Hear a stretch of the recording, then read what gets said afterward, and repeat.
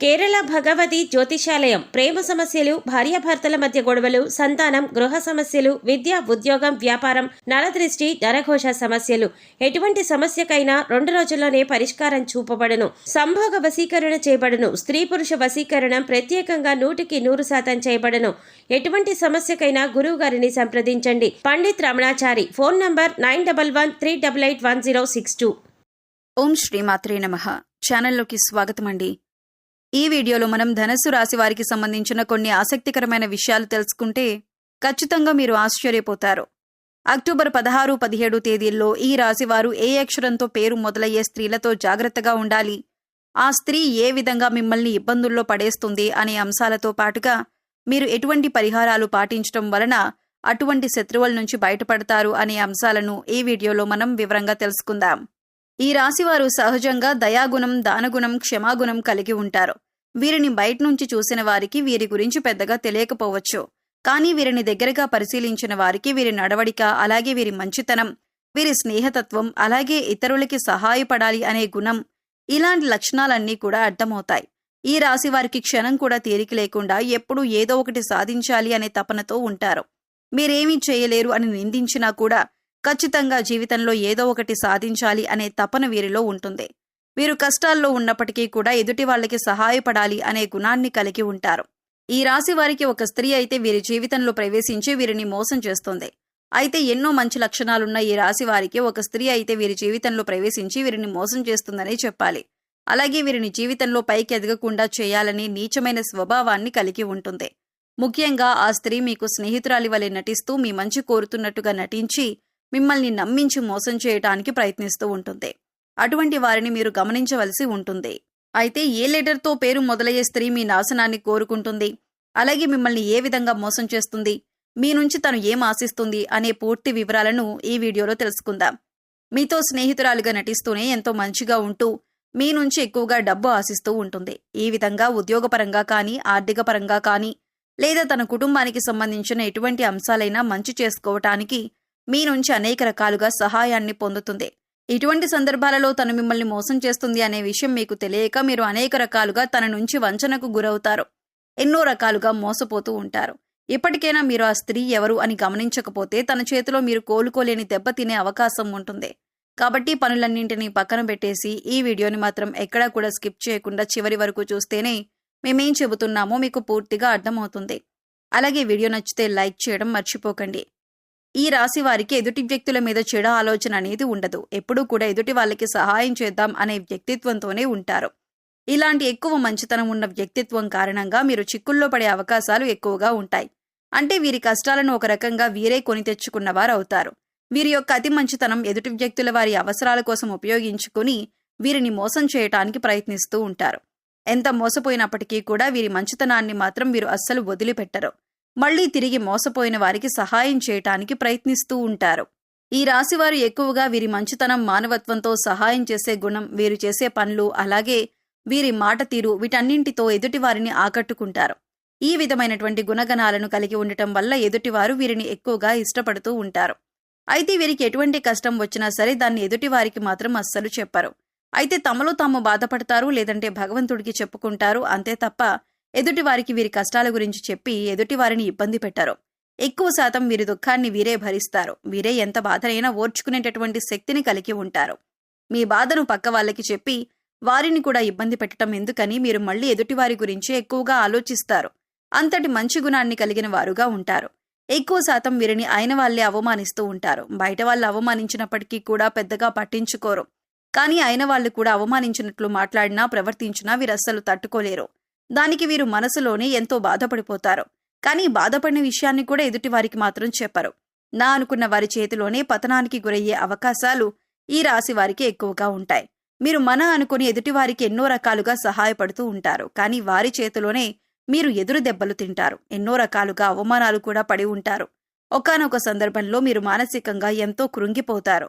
ఎందుకంటే వీరి కోసమే కదా నేనింత కష్టపడి ఎన్నో త్యాగాలు చేసి ఈ స్థాయికి తీసుకువచ్చాను, అయినా కూడా వీరే నన్ను అవమానిస్తున్నారు, వీరే నన్ను ప్రశ్నిస్తున్నారు అనే ఆలోచనలో పడతారు. అయినా మిమ్మల్ని మోసం చేసిన వారిని మాత్రం ఏమీ అనరు. ఎందుకంటే అంత మంచి వ్యక్తిత్వాన్ని మీరు కలిగి ఉంటారు. కానీ మీ నుంచి సహాయం పొందిన వ్యక్తులు మాత్రం బయటికి వెళ్లి మీ గురించి తప్పుడు ప్రచారం మాత్రం చేస్తారు. ఇది మీకు మానసికంగా ఎంతో బాధని కలిగిస్తుంది. ఇక వారిని ఏమీ అనలేక వారి స్వభావం అంతే అని మీరొక నిర్ణయానికి వచ్చేస్తారు.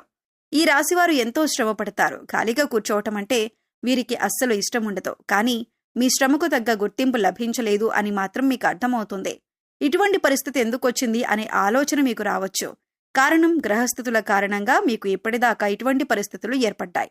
కానీ ఇకపై మీరు ఎటువంటి చింత పడనక్కర్లేదు. ఎందుకంటే ఇకపై మీ పరిస్థితి మారబోతుంది. కొన్ని చిన్న చిన్న పరిహారాలు చేసుకుంటే మీ పరిస్థితి మారుతుంది. భగవంతుడు మనం చేసే పనులను ఎప్పుడూ గమనిస్తున్నాడు అన్న విషయాన్ని గుర్తుంచుకోండి. ఏ విషయంలోనూ మీరు బాధపడకండి. భగవంతుడు మీకు అండగా ఉంటాడు. మీ నుంచి సహాయం పొంది మిమ్మల్ని మోసం చేసిన వాళ్ళు మళ్లీ తిరిగి మీ వద్దకు వచ్చి క్షమాపణ కోరుతారు. ఇక నుంచి మీ జీవితం మారిపోతుంది. ప్రతి ఒక్క పనిలో కూడా మంచి జరగటం అనేది మీకు స్టార్ట్ అవుతుంది. ప్రతి పనిలో కూడా మీరు విజయాన్ని పొందుతారు. మీకు కష్టానికి తగ్గ గుర్తింపు లభిస్తుంది. సమాజంలో కూడా మంచి పేరును సంపాదించుకుంటారు. మిమ్మల్ని మోసం చేసిన వారి నుంచి తిరిగి మీరు లబ్ధి పొందబోతున్నారు. అంటే వారే తిరిగి మీకు క్షమాపణ చెప్పి మీకు కావలసిన సహాయం చేస్తారు. వారి తప్పును వారు తెలుసుకుంటారు. మీ మంచితనాన్ని వారి స్వార్థానికి ఉపయోగించుకున్నందుకు మీకు క్షమాపణలు చెబుతారు.